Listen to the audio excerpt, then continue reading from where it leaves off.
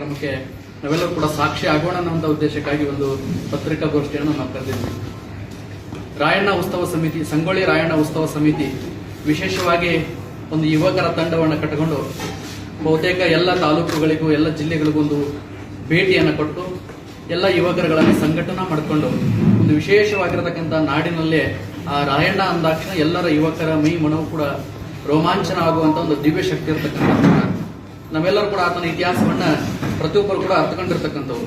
ಇವತ್ತಿನ ಯುವ ಪೀಳಿಗೆಗೆ ಅಂತ ಪುಣ್ಯಾತ್ಮನ ಇತಿಹಾಸ, ಅಂತ ಪುಣ್ಯಾತ್ಮನ ಯಶೋಗಾಥೆಯನ್ನ ಹೇಳುವಂಥದ್ದು ಬಹಳ ಅವಶ್ಯಕತೆ ಇರೋ ಕಾರಣಕ್ಕಾಗಿ ಆತನಲ್ಲಿರ್ತಕ್ಕಂಥ ದೇಶಪ್ರೇಮ, ಆತನಲ್ಲಿರ್ತಕ್ಕಂಥ ಒಂದು ಶೌರ್ಯ, ಆತನಲ್ಲಿರ್ತಕ್ಕಂಥ ಎಲ್ಲರನ್ನೂ ಪ್ರೀತಿಸುವಂತಹ ಮನೋಭಾವ ಎಲ್ಲ ಯುವಕರ ಮೇಲೆ ಕೂಡ ಬರಲಿ ಅನ್ನೋಂಥ ಉದ್ದೇಶಕ್ಕಾಗಿ ವಿಶೇಷ ಕಾರ್ಯಕ್ರಮಕ್ಕೆ ನಾವೆಲ್ಲರೂ ಕೂಡ ಮುನ್ನೋಟ ಆಗ್ಲಿಕ್ಕಿದ್ದೀವಿ. ಈ ಕಾರ್ಯಕ್ರಮದ ರೂಪುರೇಷೆಗಳು ಬಂದ್ಬಿಟ್ಟು ವಿಜಯಪುರದ ಐತಿಹಾಸಿಕ ದೇವಸ್ಥಾನ ಆಗಿರತಕ್ಕಂಥ ಸಿದ್ದೇಶ್ವರ ದೇವಸ್ಥಾನದಿಂದ ಆಗಸ್ಟ್ 23ನೇ ತಾರೀಕಂದು ಬೆಳಗ್ಗೆ 10 ಗಂಟೆಗೆ ಒಂದು ವಿಜೃಂಭಣೆ ಆಗಿರತಕ್ಕಂಥ ಕ್ರಾಂತಿವೀರ ಸಂಗೊಳ್ಳಿ ರಾಯಣ್ಣನವರ 12 ಫೀಟ್ ಎತ್ತರದ ರಾಜಗಂಭೀರವಾಗಿ ನಿಂತಿರತಕ್ಕಂತಹ ಆ ಪುಣ್ಯಾತ್ಮನ ಮೂರ್ತಿ ಮೆರವಣಿಗೆ ಬಹಳ ವಿಜೃಂಭಣೆಯಿಂದ ಸಾವಿರಾರು ಯುವಕರ ಜೊತೆಗೆ ಆ ಸಿದ್ದೇಶ್ವರ ದೇವಸ್ಥಾನದ ಮೆರವಣಿಗೆ ಆರಂಭ ಆಗ್ತೈತಿ. ಅದರ ವಿವರಣೆಯನ್ನ ಸಮಿತಿ ಅಧ್ಯಕ್ಷರು ಹೇಳ್ತಾರೆ.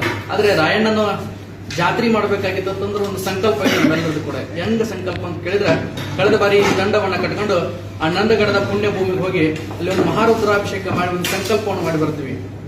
ಎಂತ ಸಂಕಲ್ಪ ಅಂತಂದ್ರೆ ಎಲ್ಲ ಯುವಕರುಗಳು ಕೂಡ ಸದೃಢ ಆಗಬೇಕಾಗಿದೆ, ಎಲ್ಲ ಯುವಕರು ಕೂಡ ಸಂಘಟಿತರಾಗಬೇಕಾಗಿದೆ. ಮಗದೊಂದು ಎಲ್ಲ ವಿಷಯಗಳಿಗೆ ಅವರು ಯುವಕರುಗಳನ್ನ ಬಳಸ್ಕೊಂತಾರೆ. ಯಾಕಂದ್ರೆ ಸ್ವಾಮಿ ವಿವೇಕಾನಂದ ಅವರು ಮಾತು ಹೇಳಿದ್ರಂತ ಎಲ್ಲರೂ ಕೂಡ ಅರ್ಥಗಳಂತ ಮಾತು ಏನಂತ ಹೇಳಿದ್ರೆ, ಕಲ್ಲಿನ ಪರ್ವತವನ್ನ ಪುಟ್ಟಿ ಪುಡಿ ಮಾಡುವಂತ ಶಕ್ತಿ ಯಾರಾದ್ರ ಅಂತ ಹೇಳಿದ್ರೆ ಆ ಯುವಕರ ಕೈಯೊಳಗೈತಿ. ಅಂತ ಯುವಕರನ್ನ ಮತ್ಯಾವುದೋ ಇದಕ್ಕೆ ಹೋಗೋದಕ್ಕಿಂತ ಆ ಪುಣ್ಯಾತ್ಮ ರಾಯಣ್ಣ ವೀರ ಧೀರ ಶೂರನಾಗಿರ್ತಕ್ಕಂಥ ರಾಯಣ್ಣನ ಹೆಸರ ಮೇಲೆ ಎಲ್ಲ ಯುವಕರುಗಳನ್ನ ಸಂಘಟನಾ ಮಾಡೋಣ.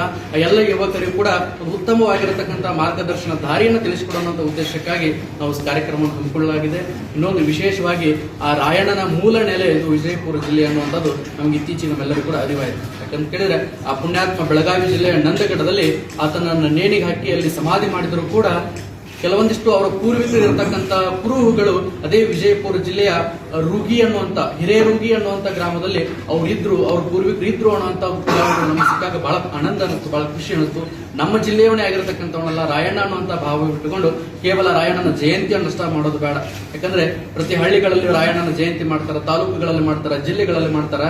ಅಷ್ಟೇ ಅಲ್ಲ, ಸರ್ಕಾರ ಮಟ್ಟದಲ್ಲಿ ಕೂಡ ಆ ರಾಯಣ್ಣನ ಜಯಂತ್ಯೋತ್ಸವಗಳನ್ನ ಮಾಡ್ತಾರೆ. ಆದ್ರೆ ವಿಶೇಷವಾಗಿ ರಾಯಣ್ಣನ ಜಾತ್ರೆಯನ್ನ ಮಾಡೋಣ ಅನ್ನೋಂಥ ಸಂಕಲ್ಪ ಬರ್ತೈತಿ. ಯಾಕಂತ ಕೇಳಿದ್ರೆ ನಾವೆಲ್ಲರೂ ಕೂಡ ದೈವ ಆರಾಧಕರಾಗಿರ್ತಕ್ಕಂಥವ್ರು. ಈ ಭವ್ಯ ಭಾರತ ದೇಶ ಏನಂತ ಕೇಳಿದ್ರೆ ದೇವರಗಳನ್ನ, ಆ ಪವಾಡ ಪುರುಷರುಗಳನ್ನ ನಾವೆಲ್ಲರೂ ಕೂಡ ಆತ್ಮೀಯವಾಗಿ ಭಕ್ತಿ ಭಾವದಿಂದ ಕಾಣುವಂತವ್ರು. ರಾಯಣ್ಣನ ಕ್ಷೇತ್ರಕ್ಕೆ ಹೋದಾಗ, ರಾಯಣ್ಣನ ಸಮಾಜ ಸ್ಥಳಕ್ಕೆ ಹೋದಾಗ ಭಕ್ತಿ ಭಾವ ಅನ್ನುವಂಥದ್ದು ನಾವೆಲ್ಲರಿಗೂ ಕೂಡ ಎದ್ದು ಬರ್ತಿದ್ವಿ. ಯಾಕಂತ ಕೇಳಿದ್ರೆ ಅಲ್ಲೊಂದು ಏನೋ ಪಾಸಿಟಿವ್ ಎನರ್ಜಿ ಐತೆ ಅನ್ನುವಂಥ ಭಾವ ಎಲ್ಲ ಯುವಕರೊಳಗೆ ಕೂಡ ಅದ. ಬಹುತೇಕ ಎಲ್ಲ ಜನ ತಾಯಂದ್ರೆ ತೊಟ್ಟಿಲಗಳನ್ನ ಕಟ್ಟಿರ್ತಾರೆ. ಯಾಕೆ ತೊಟ್ಟಿಲ ಕಟ್ಟಿರ್ತಾರೆ ಅಂದ್ರೆ ಆ ರಾಯಣ್ಣನ ಕ್ಷೇತ್ರಕ್ಕೆ ಹೋಗಿ ತೊಟ್ಟಿಲ ಕಟ್ಟಿ ಬಂದ್ರೆ ವರ್ಷ ತುಂಬುದ್ರಾಗಂತ ವೀರ ಧೀರ ಮಕ್ಕಳು ನಮಗೆ ಹುಟ್ಟುತ್ತಾವ ಅನ್ನೋ ಭಾವವನ್ನು ಭಕ್ತಿ ಭಾವದಿಂದ ಆ ರಾಯಣ್ಣ ಕಾಣ್ಲಿಕ್ಕತ್ತಿದಾರಲ್ಲ.